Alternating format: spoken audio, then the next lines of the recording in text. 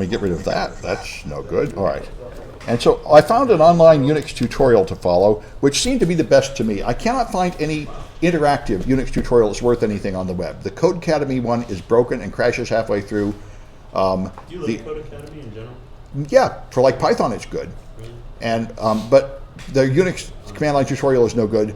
And there was another one that was also, there's a couple others that just aren't much good. They're refreshing the Python course too.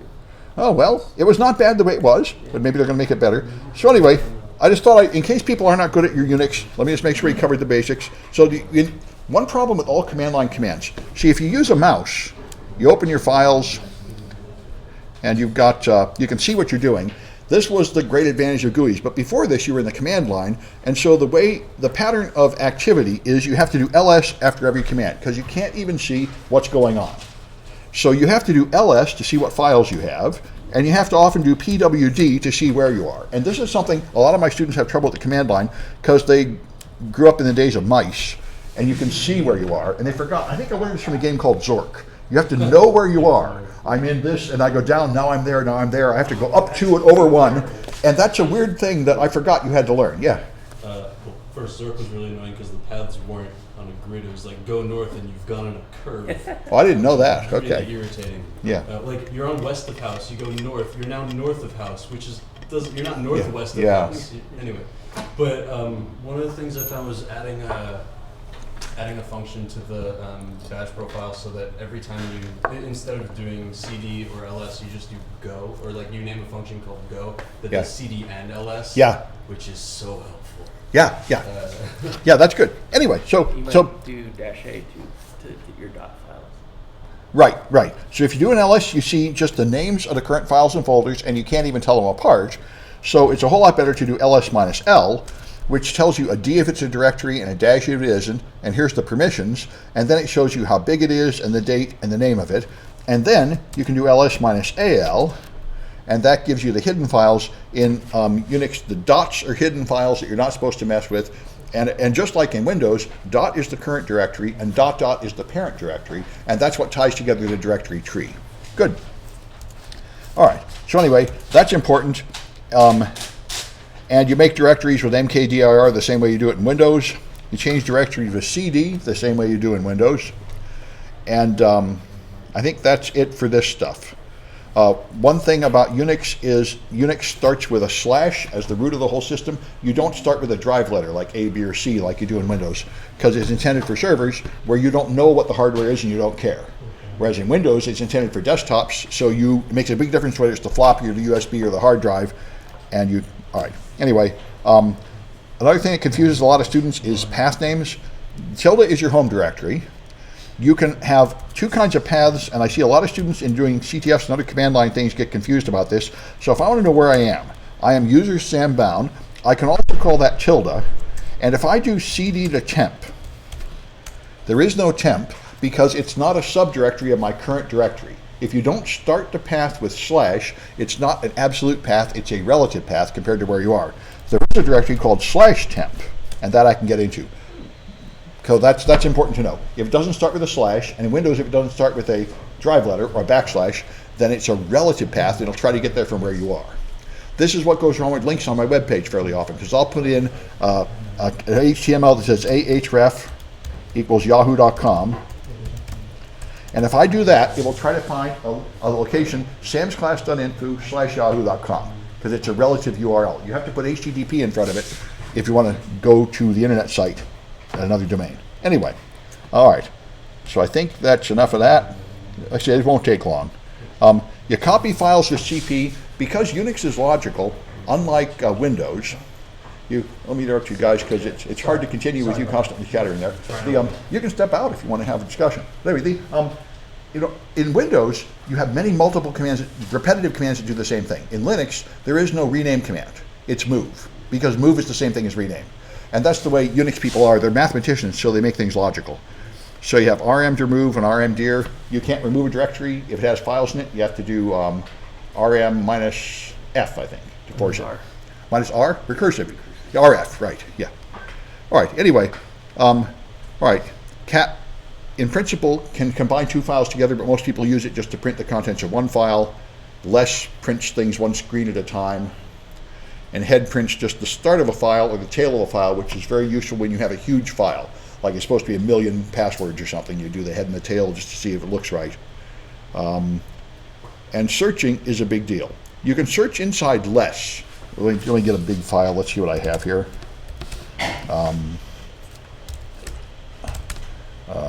Right, see if I have something big.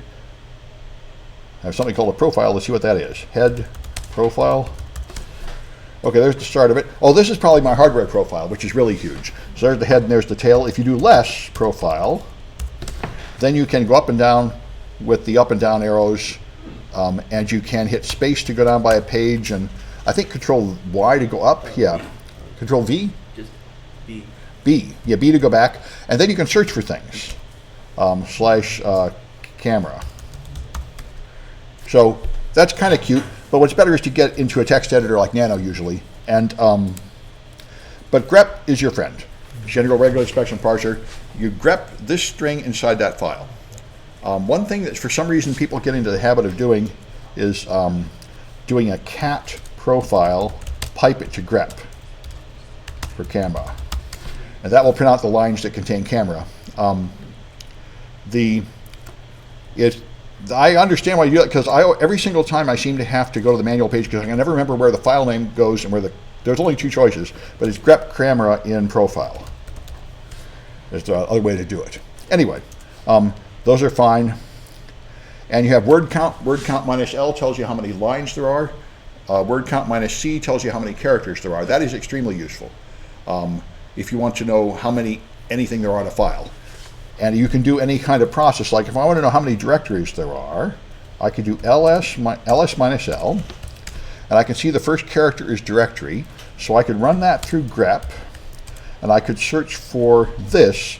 Has to start with a D, and that gives me the directories only.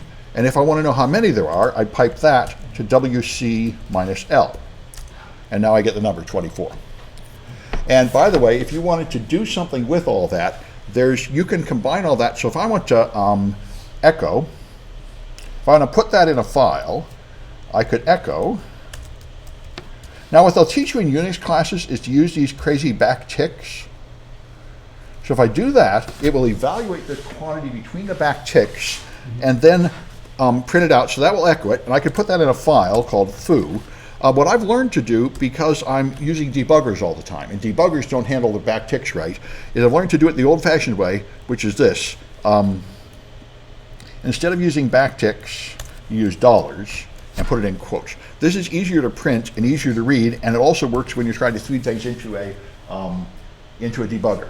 So now the stuff inside the parentheses will be evaluated and produce a result, and the result will be put there and part of the command. And this is how you build commands. Now if I cat foo, it's got the 24 there. Yeah? How is that different from just putting less than foo at the end? Okay. In this case, it's not different. But the difference is I could put it in something else. Like I could have a command, like what you often do is you have some series of ls minus L, pipe this, pipe that finds the file of interest, and then you put it in a command that does something to that file, other than just putting data into it. Like you could remove files that match a certain pattern. And this is really useful in scripts. I put this in a lot of cron jobs. All right. And let's see what else is fun. You got cat, which we talked about. You got output redirection. We were already doing there. There are 3 of them. If you put date into foo, that will empty the file and then put the date in there. If you have, let's see, echo A, if you put 2 greater than signs, it will add it to the end of the file. So now if you do cat foo, it's got the date and then A. And the less than sign will take input from the file, which is very useful in CTFs. You find a lot of them. You have these irritating games you have to play, and you have to feed in input that came from somewhere. I use it in GDB also a lot. There was one we were doing last week where you had some kind of banking application where you had to press 1 to create an account, 2 to make a profile, 3 to create another account, 2 to be the index of the next account. You had like 10 commands, and then the part where there was buffer overflow or something. So you make a file with all those commands and feed it in with the less than sign. So you'll have a file like echo from this other thing. Foo, there. Anyway, All right, that's the way you automate things, and I think that's it. Then you can make, these are called pipes. So you can do this. You can take who and put it in a file, and then take names and feed it into sort. And that will give it, or you can just do who pipe sort. The pipe takes the output of the first command, puts it in a temporary file, and it makes that file be the input for the next command. And you can use as many pipes as you want. And that's why Unix 1 miners can do anything. And if you get the OSCP certification, they do this a lot of these fancy things. You learn how to really manipulate things, because one common thing is you have like a script for a firewall config and you need your IP address. And you learn how to put something in there that will just pick your IP address. So let's do a bit of that. So if I do ifconfig, I get a whole bunch of garbage telling me stuff that's way too much. So if I do ifconfig of EN0, I get just my Ethernet adapter. So here's the INET address I want. So now I would take that and grep it for INET. Okay, now I'm getting the INET 6 and the INET 4. So let's do INET space. That gives me just the one line I want. Now there's cut. If I cut, you can specify the delimiter. And I'm going to delimit by space. And then you can have field count 2. I think that'll do it. Yeah. That's the kind of stuff you do a lot of in the OSCP. Now I can get that. And so now, if I want to put it in a file, I can take this whole mess and put it in dollars. So if I want to do something like this, dollars, that whole mess. I got a funny greater than sign. The variable in bash scripting. Yeah. The dollar sign? Yeah, but it's not the same though. Yeah. And so here, there, that. To foo. Let's try that. That should put the IP address in a file called foo.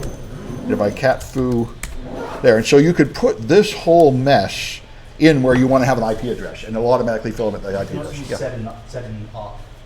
Yeah, set and awk are other ways to do it. Yeah. Okay. Yeah. All right. Anyway, all right. That's the game here, and you have who to see who's logged in. All right. Star is the simplest pattern. You put a star replaced by any group of characters. The wild card. Yeah, just a wild card. And you have question mark for one character, which is, by the way, very useful. And if you do the Bandit war games, there's a bunch of them based on this. You can make a file where the file name is like space or tab or star or something, and then it's really hard to refer to it. And one way is to just use the question mark to refer to any character file that length. Don't you need to do a backslash? Yeah, backslash. Escaping is a big one. Yeah. So I should be able to take should be able to move foo to space. Yep. And now if I do ls minus L. Where do you see that? How can you see that though? Well, there should be, there it is. I noticed Now you've got that file, which is named space, and now it's pretty hard to like delete that file or print it or do anything to it. So one of the things you might want to try is ls anything with only one name. And so there's a file called space that you can't see, and then there's a directory called A that contains stuff. So if you know about it, you can use the backslash to fix it. So I should be able to move the space to back to foo.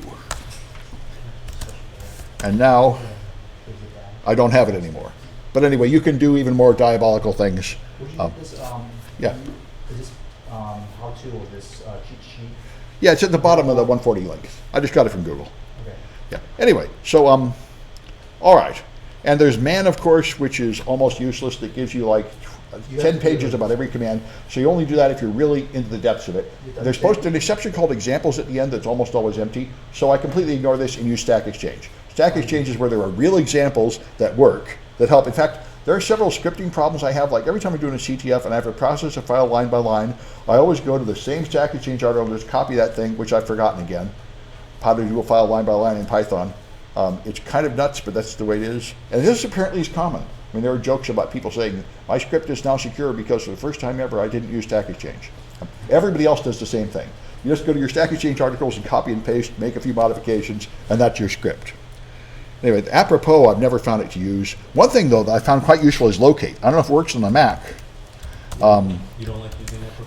I never get any good out of apropos. It doesn't seem to work on the systems I use, but locate is quite useful on the Mac. Not for that one, but locate, and in Kali, locate is quite useful when I'm trying to find the configuration files for something.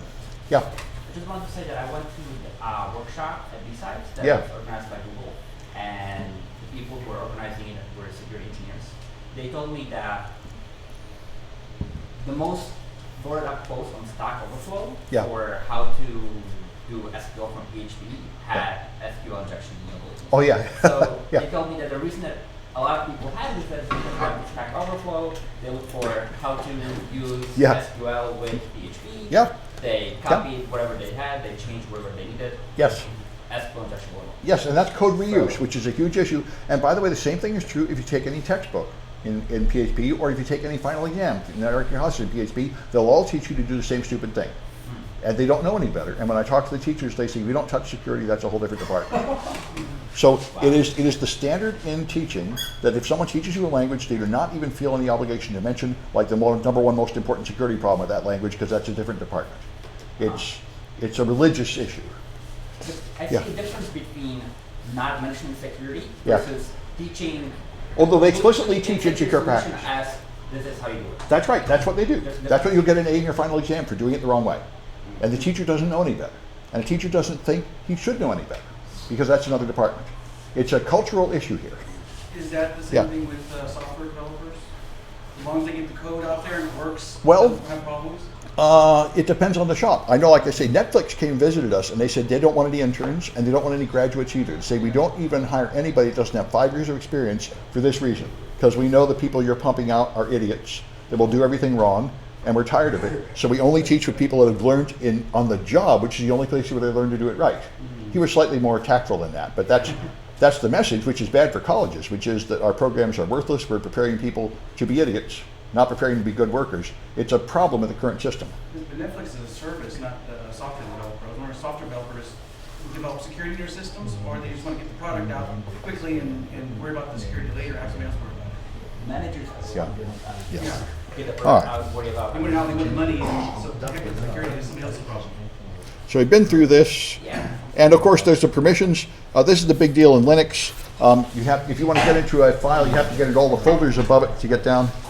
Why don't you guys move 2 chairs apart? Because it's just get up, move over to that one. Get up out of the chair. And move over. Sorry. I'm tempted to deal with your self-control, and you don't have any. So move over. Okay. Get up out of the chair. Walk around here. Okay. Anyway, all right. No, that's fine. I'll treat people like adults if possible. Anyway, so all right. So you got read, write, execute for the owner, people in the same group, and others. And of course, what's fun in the CTFs is people often just make everything read write by everyone 777 because they get frustrated. All right. PS shows you your running processes. A good way to get a huge list of things, and you can run processes in the background with an ampersand, which is, I should be able to make a mess of my machine this way. If I do what's going to run for a while? You can just do the yes command. Guest? Yes, it'll just print an infinite number of Y's. Oh, that's good. Yeah. Okay. So if I do yes ampersand, that's, wait, it didn't go to the background. It's supposed to. Oh, now I can't stop it. Neat. So Control C. no, Control C doesn't work because it's in the background. Okay, how do I stop it, guys? Open a new tab. Open a new Kill tab. all yes. See. There are no tabs. Oh, I can open a new window. Okay. Open a new window. Okay. Do top. Throw the computer. Yeah. Well, if I close the window, that'll terminate it. But there's a way to see. All right, so that's good. So now I do PS. 3920. There's the yes running in the back. Now I can kill it with kill, right? Or you can do Or kill all. Pico. It's simpler. You just Kill all. Kill all with that title, right? Do P kill yes. Okay. So if I kill yes, kill. P kill. Oh. Right. If I do kill 3920, that would do it. Okay. Now it stops. Now Control C. I still can't get back here though. This. Whoa, neat. Oh, there. It finally turned. Okay. Now let's try that again. If I put it in the background again. Now if I do kill, P kill, that's where you do it by name, right? Yeah. So I can P kill yes. Okay, and that should do it. Did that do it? Yep. It did do it. Okay. Neat. You do Anyway, kill %1 in that window to kill the job. %1. No, because percent. But see, I couldn't do anything because it was typing junk. It's a different shell, so %1 refers to the background process in the shell that you started. Right. So, Yeah. No, but if you did it in that window. Yeah. But you can't type anything. because Yeah, that's the it's problem. wide. That particular one is rude. Most of the ones I know, you put them in the background and all the outputs in the background too. If you type all the output to def null, it'll Yeah, yeah. Good, good. All right. So those are fun ones. So here's how you background the current process and list them. Jobs, that's what you want. Jobs would have shown it. So let me try that one. If I do something that isn't such a mess, like Sleep 1000, You can do watch too. and then Or BG here. No, see, that's, I don't understand what they're telling me there. No, they type jobs. Yeah, but here, oh, you can spend it by typing Control Z. FG Okay. is to resume it. Okay, you have to, okay. Oh, good, good. I'm learning stuff I never got right. Okay, now Control Z will pause it. So now I can background it. Yeah. And now if I do jobs, there it is running. And now I could kill it from here to restart it. And how do you kill it? Just kill. Kill %1. %1 is the one behind. Job number. Like, you see So where this the, is- the that's- numbers all the way on the left? The That number? bracketed, yeah. Oh, If good. you So I start can another one, kill it'll be two. %1. Okay, that's cool. Good. All right. That's good to know. There's processes. All right. And my scripts are all full of that. In fact, I got on all my attack servers, I have a bunch of processes listening, and I have a script every minute or 10 minutes that will see if it's still running and restart it if it has stopped. And sometimes I have scripts that even kill it and restart it because students keep attacking it and getting it in some half-dead state where it's still running but it doesn't do any good anymore.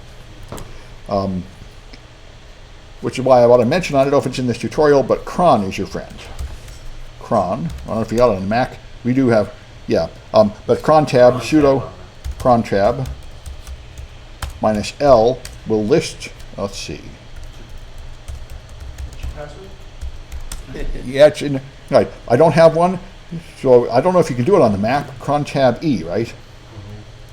No, it's dashy. Dash E, right. To edit the cron tab there. So I have a cron tab. You can put something here. I'll just put in a comment. All right. Now this is VI. I got to do this. All right. And escape :WQ, right? That's all the VI I know. Anyway, now I can do cron tab -L. And it still doesn't work anyway. If I'm on Kali, you can see it. But cron tab is quite useful. I don't know if they're going to have it here, but let me bring up Kali where it works, because I've never used cron tab on the Mac, and I don't know how it works, but I use it all the time on my Ubuntu servers. I highly recommend it, and a lot of evil processes use it for persistence. You can make things boot at startup, and there's all these run levels and everything, but another way to do it is just make them start with cron tab. So if I do, all right, cron tab -L, no cron tab, so I can do cron tab -E. And this is what I usually see. You get to choose your editor, and I choose the easiest because I'm a wimp, and I use Nano. And now you can make the file. Let me make my window bigger so we can see the left side of it. All right, so this is what you do. You write these things. 05 ***. It's month, hour, day of the month, number for month, day of the week, and then command. Yeah.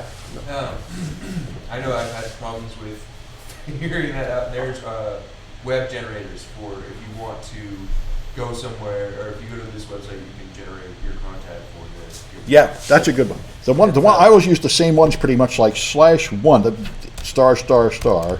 ***. That will do it every 1 minute. If you put a 1, it will do it the first minute of every hour. But this is what all my scripts where you're doing, get yourself on the winners board are doing. There's a cron tab running every 1 minute to check to see if there's a name in the winners file and move it over and delete the winners file. And so that's the way you make it. And then over here you'll have a command, and you have to write your command with full paths for everything because these things run without being logged in, without any environment. So you have to have start from //sbin/ command for everything you do. And you have to take the output and send it someplace, like throw it away. And I also use something called no-hup, which is a way to make it run in the background. Yeah. Too many stars? I might. Yeah. All right. Anyway, I'm going to cancel it before I file out my machine here and save it without making changes. Anyway, cron tab is useful and commonly used. DF is very useful to see how full your drives are. So DF will tell you how full they are, and if you don't want it in this highly unreadable format, you do DF -H for human readable, and now it gives you good answers like 31 gigs and 4142 megs, which I'm always trying to count how many of these there are to figure out what it means. All right. There's a lot of zips and unzip files in all different formats. File is very useful. Your first step whenever you're doing anything, every single CTF has some kind of zip file. You unzip, and then the first thing I always do is file it. Because file it tells you what it is. Is it a Word document, an executable program? If it is it Linux or Windows? Is it 32 or 64-bit? It saves you a lot of time. And diff is bloody magic. I don't even understand how diff can be so smart. The very first intrusion detection system I ever made in like 2007 was I had a rootkit that we put on Ubuntu Linux for one of the projects. And the rootkit I had was called Fuck It, and it was written like for Red Hat version 5. And if you installed it on Ubuntu, it would add about half the rootkit functions and it would break about half the other stuff. So it was pretty messed up, but it did let students see how rootkits were. And the only way to get rid of it, I said, my official recommendation is throw away your VM and re-extract a clean one, but I did find a way to clean it, which is before you put on the rootkit, I wrote a bash script that would calculate the MD5 of every file in the box. And then afterwards, I ran that script again after infecting it, and then I said, man, I've got a list of 30,000 numbers and another list of 30,000 numbers with like maybe 10 that have changed, and how am I going to compare them? So I ran diff, and what I expected was that it would just compare them line by line, so the first 500 would match, then one would fail, and then it would all be off by one. So I said, man, this is going to suck. And it doesn't do that. It's a miracle. You can have 30,000 entries in this one, 30,000 entries in this one, and it just finds the 10 that have changed. That's all you see. It's smart. Like a lot of Unix utilities, it is really smart. So anyway, it compares two files. And did we ever get the answer to that crazy CTF you were doing with the diff file? I haven't seen one written up. But Yeah. Be interesting to find out. Yeah, Remove things. If you like switch places of things in diff, it will find it. Won't it do that like one-off thing? Like it'll show you a whole chunk, and then it'll. Oh, does it? It'll show you a snippet that's different. I know, but it'll show you a snippet of like everything that got shifted because things are out of order. If they're in order and you've like added lines, it'll Yeah. show you the difference here, Yeah. and it'll like line them up. But if it's switched, I think it'll. There certainly are some hard cases. Yeah. It's got another number of command line options that'll like add lines before and after the Oh, that's change good. line and things like that. It's That's, I think, what they must have done in that CTF. It was always showing blocks of 10 lines Yeah. with a plus and minus in the middle. Good. All right. And find searches due to directories. I memorized this one. Find current directory minus name. Name, this is how you find a file when you've lost it. You do find slash at the root, minus name for the file name. And you have to do sudo, or it will send you a ton of error messages about every directory it can't go into, scrolling off the screen so you can't see the answer. And history gives you Unix history, a bash command shell history. Unfortunately, it almost never does any good. All the malicious processes I've come across don't leave anything in the history file because they don't run in bash, they run in other shells. And if you upload a PHP shell and do commands, none of that stuff goes in the history at all. It's not as useful as it seems. So compiling source code is usually very easy. You will get the source code from something like Git, and then you just go in there and type make, and then make install. That creates a make file. Sometimes you do configure in the middle, because the original software supports many versions of Unix, and the configure will figure out which version you have and where the various libraries and other files are. If you're trying to use something that was not intended for your version of Linux or Unix, you very often have to make shortcuts for libraries that are not in the folder they're expected to be in, to make it think it's in the other folder. Typically have to unzip things with tar or unzip, configure the thing, and then build it. Make check, wow, that would be cool. I've never tried that. I should probably do that. I do make and make install. All right. When you run things, you constantly have to start everything with // to run anything in the current directory, which is odd. Windows, you don't have to. The current directory is in the path. For some reason, in Unix, the current directory is not included in the path. You have to explicitly mention it. All right, I think that's enough of that. Here's file, for example. Here's a nice output of file for a 32-bit executable. And I think I got one more here. Let's see if this is worth talking about. Oh yeah, environment variables. Those are quite handy. I understand, this is the reason why GDB does not work. If you run GDB and make an exploit that involves jumping to a memory location and then run it out of GDB, it will fail.